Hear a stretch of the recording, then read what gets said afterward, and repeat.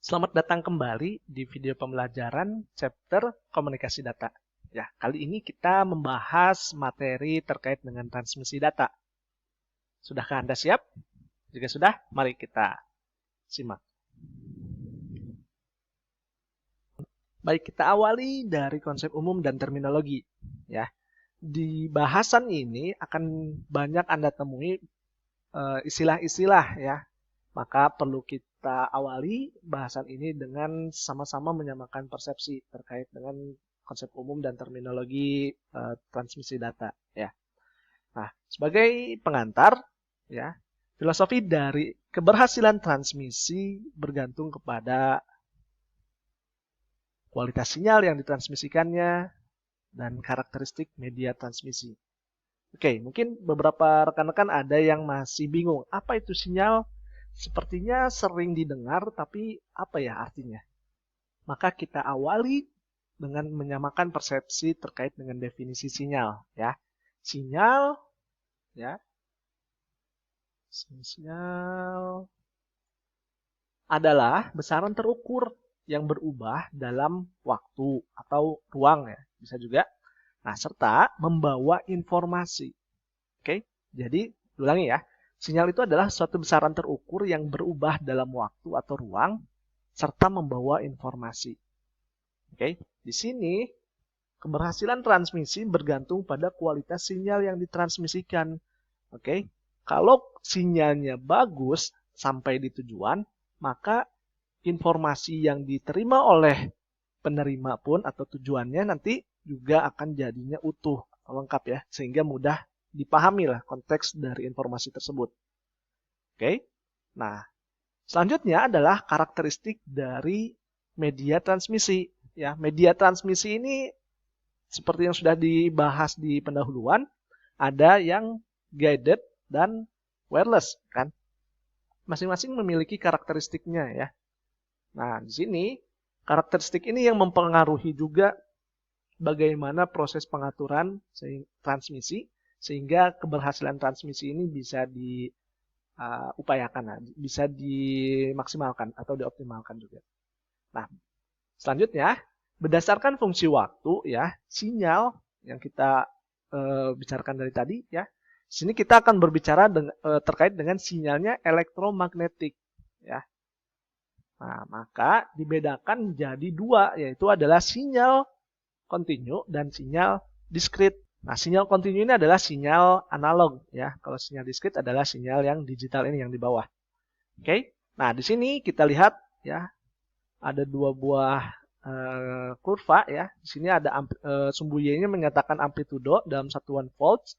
Di sini sumbu X-nya adalah time atau waktu dengan satuan tergantung apakah detik, milidetik, tergantung kebutuhan ya, tergantung juga layanannya apa yang sedang diantarkan.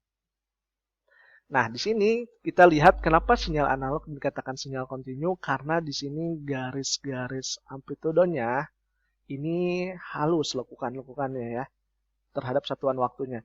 Sedangkan di sinyal digital dia lebih kaku dan tegas gitu ya. Baik. Nah, lalu contoh sinyal kontinu atau analog adalah contohnya suara kita, suara yang teman-teman dengar ini ya, suara manusia gitu. Lalu audio ya, gelombang bunyi dari alat musik misalnya juga itu. Video rekaman dari kamera analog juga itu juga masih masuk ke sinyal kontinu. Sedangkan untuk sinyal diskrit, nah ini dia karakteristiknya ya seperti yang sudah kita singgung beberapa mata kuliah yang lalu ya, biner dia mengirimkan perangkat komputer itu adalah mengirimkan sinyal atau informasi dalam kode biner 1 dan 0 ya. Nah, ini contohnya dari teks atau string karakter. Ya. Oke, terkait dengan konsep umum juga kita lanjutkan terkait dengan bentuk sinyalnya ya. Sinyal kontinu atau analog dia memiliki perubahan intensitas sedikit demi sedikit sehingga tidak mengalami putus atau berhenti ya. Jadi halus di sini tuh. Oke. Nah, di sini mungkin teman-teman melihat juga ya. Di sini ada titik puncaknya adalah amplitudo ya atau tinggi gelombang baik di atas maupun di bawah ya. Ini bisa jadi titik referensi. Nah, ketinggian ini sering menunjukkan tergantung satuannya. Tadi sebelumnya kita bahas satuannya adalah volts, tapi juga bisa menyatakan kuat arus atau ampere ya satuannya, atau juga daya itu juga bisa. Maka nanti kalau daya watt ya satuannya. Nah, di sini kita lihat ada kalau ini satuannya waktu ya. Nah, di sini kan satu periode, satu gelombang ini adalah ada puncak dan satu lembah ya. Di sini yang ini puncak, yang ini adalah lembah. Nah, ini disebut dengan satu periode. Nah, kalau teman-teman mungkin pernah dengar juga istilah frekuensi ya. Kalau frekuensi itu adalah sebuah sinyal itu berapa kali membuat siklus kayak gini dalam satu waktu, jangka waktu ya. Misalnya dalam satu detik berapa gelombang ini, maka itu disebutnya berapa frekuensinya. Oke. Nah, kalau sinyal diskrit dia macam kayak gini ya. Jadi lebih konstan harganya pada satuan waktu. Di sini berarti di periode 0 sampai misalnya di sini X ya. Oh, berarti nilainya adalah 1 misalnya untuk yang ini. Apa? Nilainya A, sorry di sini A, maka di sini nilainya min A sampai di sini dan seterusnya. Oke. Nah, di sini juga mengenal mungkin teman-teman konsep periodik ya. Nah, jika sinyal ini mengalami pengulangan bentuk yang sama pada selang waktu tertentu ya, dalam satuan waktu tertentu, ada bentuk yang sama, maka ini dikatakan sinyal periodik ya. Oke, ini konsep umum, kita bahas lagi. Sekarang masuk ke bahasan selanjutnya ya. Kita awali dari terminologi data, sinyal, dan transmisi. Nah, apa ini data? Data ini apa? Ya, data adalah sebuah entitas yang memiliki makna atau informasi. Ya, kalau nggak jadinya ada maknanya atau informasinya, ya dia nggak menjadi sesuatu data gitu ya. Lalu tadi sinyal sudah kita bahas ya di slide sebelumnya. Lalu juga mungkin ada istilahnya persinyalan ya, atau beberapa literatur bilangnya signaling. Itu adalah proses perambatan gelombang yang membawa data ini ya, gelombang sinyalnya di sepanjang medianya ya, tergantung medianya apa kabel atau udara misalnya. Lalu juga ada transmisi ini. Apa maksudnya transmisi ini? Ya. Transmisi ini adalah komunikasi data dengan propagasi. Ayo, apa propagasi? Ya, propagasi itu adalah perambatan ya, perambatan tergantung ke medianya, terhadap gelombangnya, medianya, dan juga pemrosesan sinyalnya. Oke. Nah, di sini data analog merupakan fungsi waktu dan dapat direpresentasikan oleh gelombang elektromagnetik pada spektrum yang sama. Nah, ini apa nih spektrum? Istilah juga yang baru. Mungkin teman-teman juga udah sering dengar, tapi apa ya? Jadi spektrum ini sederhananya adalah rentang kawasan atau area dari frekuensi ya, rentang frekuensi. Oke. Lalu data analog dapat dikirim dalam bentuk sinyal digital dengan menggunakan kodek. Jadi datanya analog, tapi kita tumpangi kendaraannya dengan sinyal digital, itu bisa. Ya, kita butuh perangkat lagi, yaitu namanya kodek. Yang namanya adalah coder dan decoder. Ya. Sebaliknya, data digital dapat dikirim juga sebagai sinyal digital, ya, dengan level tegangan yang berbeda untuk masing-masing digit biner, dan juga data digital dapat juga dikirimkan dengan kendaraan sinyalnya analog. Nah, ini yang kita bantuannya adalah modem atau modulator demodulator. Ya, mungkin familiar istilah modem ya. Karena prinsipnya gini, dulu ya waktu awal-awal internet di rumahan gitu ya, itu kan istilah modem tuh jadi sangat populer ya. Kenapa? Karena jaringan yang digunakan oleh Telkom ya, sebagai dulu provider yang pemain utamanya lah ya, itu masih jaringan telepon. Jadi data internet itu kan digital ya. Nah, itu dilewati ke jaringan telepon yang sifatnya adalah analog. Maka dia butuh perangkat lagi untuk merubah data digital itu biar bisa ditumpangi ke sinyal analog menggunakan bantuan perangkat modem. Ya. Oke, lalu di transmisi ya, kita bahas tadi sudah secara pengertian transmisi. Nah, di sini transmisi analog, maka sinyal analog dirambatkan melalui penguat. Kenapa maksudnya penguat di sini? Karena Kalau sinyal analog itu kan dia gelombang elektromagnetik ya. Dia dirambatkan misalnya satu media. Nah, itu sifatnya kalau di sinyal analog semakin jauh dia, kalau transmisinya analog, semakin jauh jaraknya akan ada degradasi sinyal atau penurunan sinyal, macam-macam ya pengaruhnya. Nanti kita bahas di bahasan selanjutnya. Nah, maka perlu adanya penguat, perangkat penguat ya, atau amplifier. Nah, kalau digital, nah sinyal analog atau digital yang menggunakan transmisi digital ya, dirambatkan menggunakan repeater. Nah, maksudnya di sini repeater familiar ya. Di setiap repeater data direkonstruksi dari sinyal masukannya, kemudian dibangkitkan kembali pada sinyal keluarannya. Jadi pada kondisi di perjalanan, data misalnya bentuknya utuh, bisa jadi pas di perjalanannya karena banyak noise dan lain sebagainya, itu bentuknya nggak utuh lagi, nggak tegas lagi. Ya, maka perlulah direkonstruksi dengan repeater. Lalu di sini kita juga ada data analog ya. Contohnya adalah suara ya. Nah, ini komponen frekuensi sinyal bicara speech ya. Di sini percakapan dapat ditemukan antara 100 Hz sampai 7 kHz. Maka di sini lihat grafiknya, di kurvanya. Di sini speech ini dia rentangnya di 100 Hz sampai di 7 kHz ya. Dari sini sampai sini. Oke. Nah, kalau di sini dB ini menyatakan power ratio-nya ya. Powernya dari si energi sinyalnya itu. Dalam satuannya desibel atau dB. Itu kalau di sinyal suara itu dia 25 dB ya powernya. Nah, lalu di sini teman-teman mungkin familiar ya dengan istilah AM radio, FM radio. Nah, di sini limitnya itu di atasnya. Ini kalimatnya di sini tuh adalah 5 kHz ya. Kalau di sini dia di 15 kHz. Nah, lalu kalau tadi data analog ya, sekarang terkait dengan data digital ya. Kita berkenalan dengan data digital. Nah, mungkin teman-teman familiar ya dengan data karakter ini ya. Ini kan kita ketikkan misalnya di keyboard kita gitu. Terus dikirimkanlah melalui jaringan gitu. Sebenarnya yang dikirimkan nggak pure misalnya kalau huruf A jadi A gitu.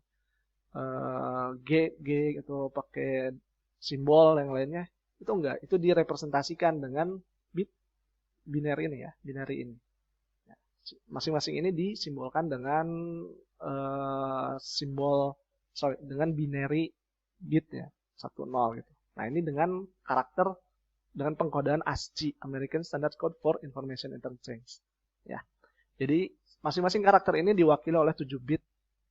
Ya, maka akan ada 128 karakter berbeda yang dapat ditampilkan. Nah, ini untuk teman-teman lebih jelasnya gimana caranya merubah atau mengkodekan huruf atau karakter.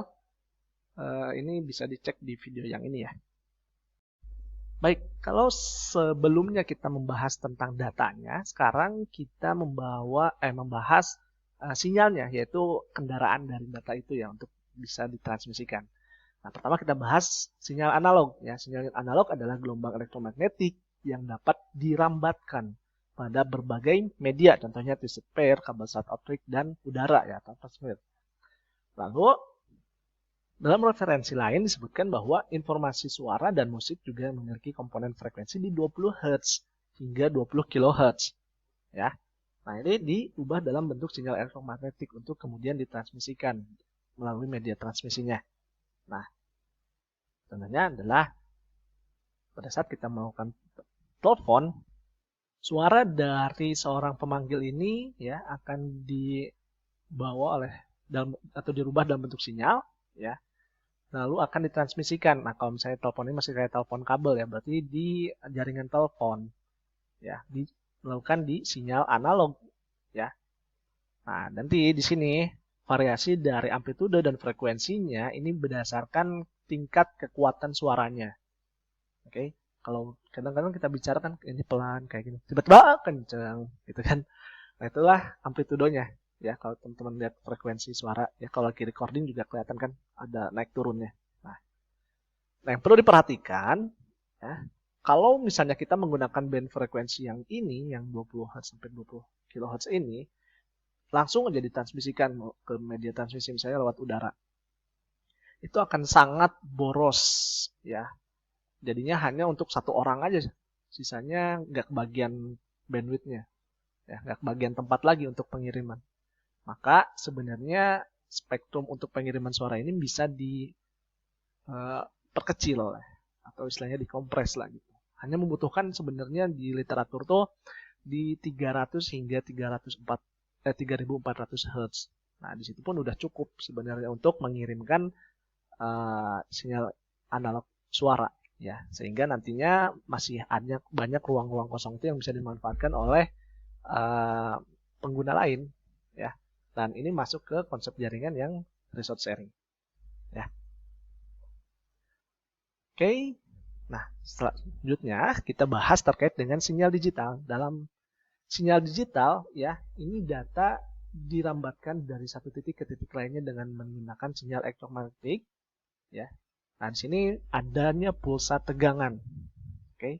Di sini ada dua level tegangan ya, ada yang positif atau negatif. Oke. Nah, di sini bentuk pulsa di si penerima jadi melengkung dan mengecil. Nah, ini yang namanya faktor atenuasi atau pelemahan sinyal juga ya. Itu banyak faktornya, salah satunya ya kayak noise gitu. Nanti bentuknya nggak tegas lagi gitu. Nah, keuntungan dari sinyal digital ini murah, makanya sekarang TV juga diarahkannya juga untuk siaran digital kan, karena sekarang kondisinya masih analog ya.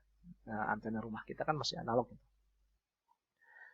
Nextnya diarahkan ke digital. Nah, kalau kerugiannya adalah dia lebih peka terhadap noise karena redamannya besar. Ya. Nah ini contohnya tadi ya. Jadi awalnya yang dikirim tegas begini, tegas gitu. Tapi kok begitu sampai di penerimanya kok jadi melengkung gini. Ya. Jadi ada pelemahan. Oke, selanjutnya di contoh sinyal digital ya. Nah, informasi biner dibangkitkan oleh satu perangkat pengirim ya, terminal komputer dan perangkat pengolahan datanya ya. Kemudian diubah menjadi pulsa tegangan digital untuk ditransmisikan.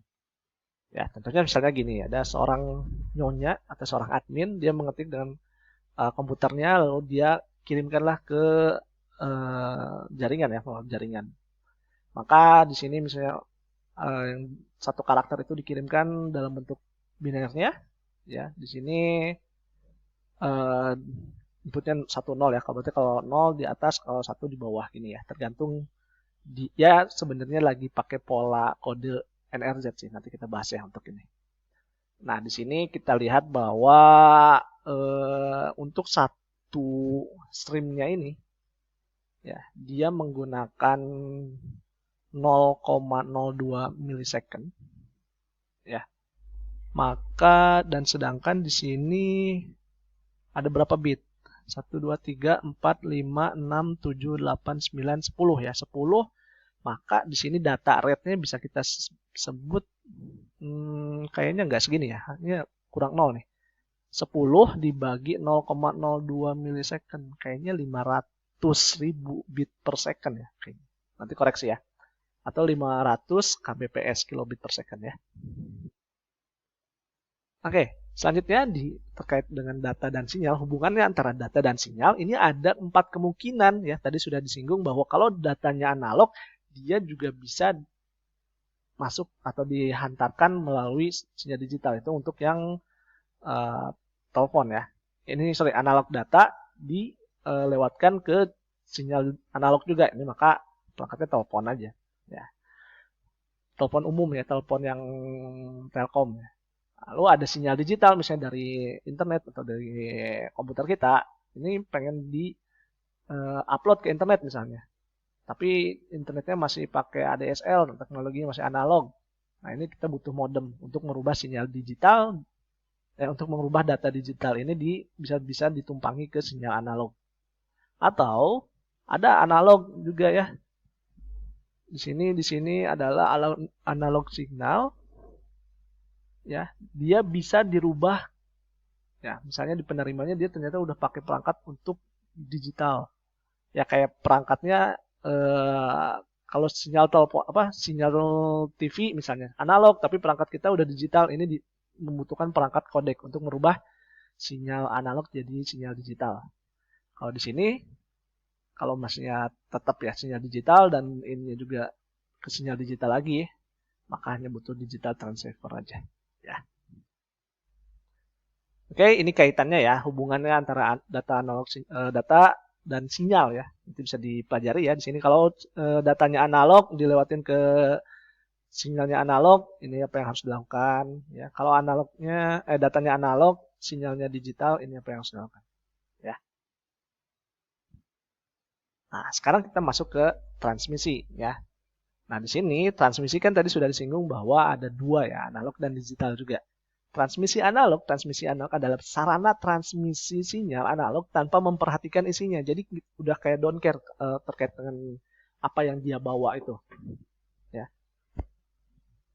Nah, di sini memungkinkan sinyal mungkin mewakili data analog ya, bisa aja.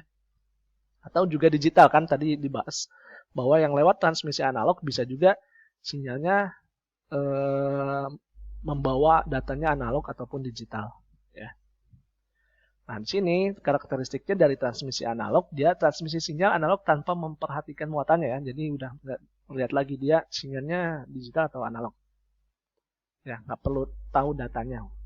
Dapat berupa data analog atau digital, atenuasi atau pelemahan sinyal setelah menempuh jarak tertentu. Jadi ini kayak sinyal analog itu kan dia pancarannya jauh ya. Kayak misalnya siaran TV itu pemancarnya mungkin di mana ya, di Jakarta misalnya, Jakarta apa, sampai di Sumatera gitu, bayangin itu tembakinnya, maksudnya dipancarkannya berarti kan jauh banget itu.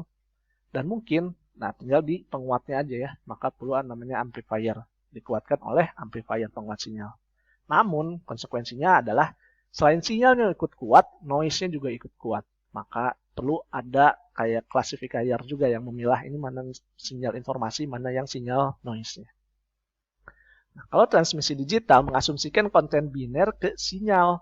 Ya, sinyal digital hanya dapat ditransmisikan dalam jarak terbatas sebelum atenuasi, noise, dan gangguan lainnya.